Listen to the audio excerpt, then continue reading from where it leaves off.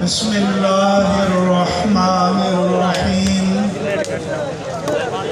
حامدا للہ عز وجل سبحانہ وتعالی ومصلیا ومسلما علی رسول اللہ وعلى آلہ الکرام وصحبہ العظام اجمعین۔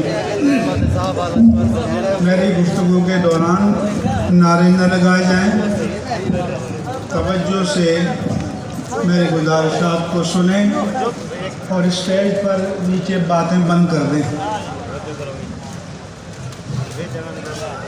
ہم یہاں بیٹھ جائیں۔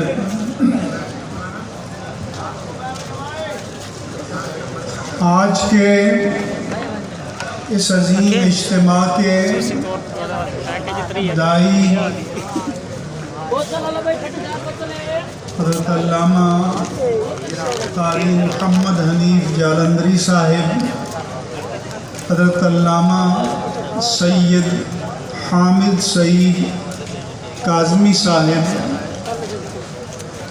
اور علامہ محمد فاروق خان سعیدی صاحب اور اتحاد اہل سنت کے دیگر عمائدین، قائدین، علماء، ائمہ، خطباء اور معاشرے کے تمام طبقات کے قابل احترام حاضرین، علامہ ساجد میر صاحب دیگر جنہوں نے خطابات کیے، میں اپنی گفتگو میں اپنا پالیسی اسٹیٹمنٹ آپ کے سامنے بیان کر رہا ہوں۔ سب سے پہلے میرا پاکستانی الیکٹرانک اور پرنٹ میڈیا سے سوال ہے کہ اگر 25 عورتیں ڈی ایچ اے لاہور کے چوک میں یا کلفٹن کراچی کے چوک میں یا ڈی چوک اسلام آباد میں پلے کارڈ لے کر کھڑی ہو جائیں تو اس کو آپ سول سوسائٹی کہتے ہیں اور 25 دن تک اسے دکھاتے رہتے ہیں۔ اصل سول سوسائٹی یہ ہے، یہاں کوئی برانڈڈ چہرہ نہیں ہے، یہاں علماء ہیں، ائمہ ہیں، خطباء ہیں، یونیورسٹیز اور کالجز کے پروفیسرز ہیں، اسکولوں کے ٹیچرز ہیں، طلباء ہیں، وکلاء ہیں، تاجر ہیں، صنعت کار ہیں اور پاکستانی معاشرے کے تمام طبقات کی عظیم نمائندگی یہاں پر موجود ہے۔ تو میرا الیکٹرانک اور پرنٹ میڈیا سے سوال ہے کہ کیا یہ پاکستان کے شہری نہیں ہیں؟ کیا ان کے انسانی حقوق نہیں ہیں؟ کیا ان کا یہ حق نہیں ہے کہ ان کی آواز کو ایوان اقتدار تک اور دنیا تک پہنچایا جائے؟ کیا آپ کی توجہ کے لائق صرف وہی لوگ ہیں جو فتنہ برپا کریں، فساد پھیلائیں، شر پھیلائیں، سنگباری کریں تو پھر آپ کے نزدیک اہمیت ہوتی ہے؟ میری ہمارے جو میڈیا کے ورکر ہیں، یہ نہیں ان کے مالکان سے سوال ہے، جو ان کو چلاتے ہیں ان سے سوال ہے کہ آپ کا میرٹ کیا ہے؟ کیا یہ پاکستانی میڈیا اس لیے ہے کہ ہمیں ہندوستانی اداکاراؤں کی برسیاں اور سالگرہ بتائی جائے؟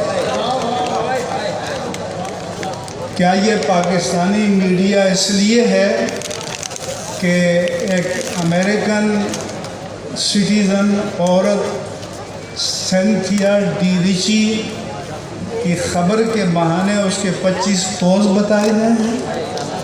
कोई ख़ुदकुशी करे तो ख़बर की बजाय उसके 25 पोज बताए जाएं। तो क्या इस मुल्क में शराफत की कोई कदर बाकी नहीं रही? क्या इस मुल्क में अमन पसंदी कमज़ोरी समझ लिया गया है? क्या इस मुल्क में अमन पसंदी को जुर्म समझ लिया गया है? तो खुदारा उस तरफ लोगों को न ले जाएं, लोगों को बंद गली में न ले जाएं। ये पाकिस्तान के पुरजोश मुसलमान हैं, ये पाकिस्तान के शहरी हैं। इनका हक है कि इनकी आवाज़ को कोने कोने तक पहुंचाया जाए। क्या इस हक की आवाज़ को जहाँ नामूस उलूहियत जल्ल वाला, नामूस रिसालत मआब सल्लल्लाहु अलैहि वसल्लम, नामूस सहाबा व अहले बैत रिदवानुल्लाहि अलैहिम अजमईन और नामूस मुक़द्दसात दीनिया, क्या ये कलिमात आपके स्क्रीन पर जुर्म है? क्या आपके कैमरे अंधे हो जाते हैं? क्या आपके स्पीकर बंद हो जाते हैं? तो ये हमारा हक है एक पाकिस्तानी की हैसियत। कराची से लेकर ये सिलसिला है, अगर इंसाफ न किया गया तो ये सिलसिला चलता रहेगा। तो मैं मीडिया से अपील करता हूँ कि आप इंसाफ करें। आप हमसे अपनी आज़ादी के लिए हिमायत तलब करते हैं, तो हमारी हिमायत तो दीन के लिए है, हमारी हिमायत तो ईमान के लिए है। तो अगर आपके स्टूडियोज़ में दीन और ईमान का दाखिला बंद कर दिया जाए, इस आज़ादी से हमें क्या लेना है? इसलिए इंसाफ करें। मैं अखबारात से भी कहता हूँ कि इंसाफ करें। उसके बाद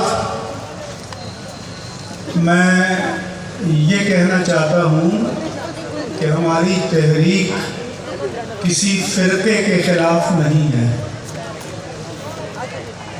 अहले तशय्युअ के ख़िलाफ़ बहैसियत फ़िरक़ा नहीं है। ये वकला, प्रोफेसर, दानिश्वर सारे लोग नोट कर लें।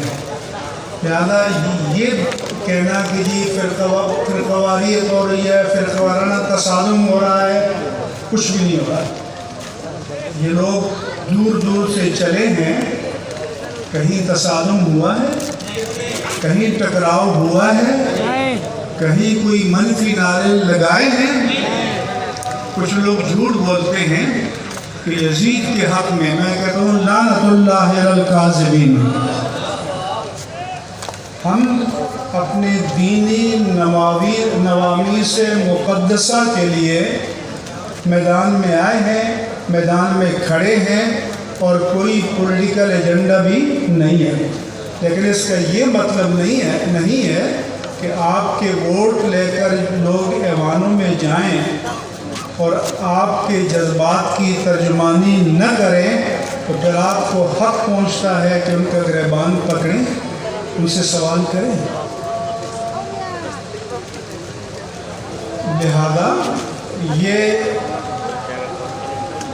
फ़िरक़े के ख़िलाफ़ नहीं है, ये उन क्रिमिनल्स के ख़िलाफ़ है कि जिन्होंने गुस्ताखी की है।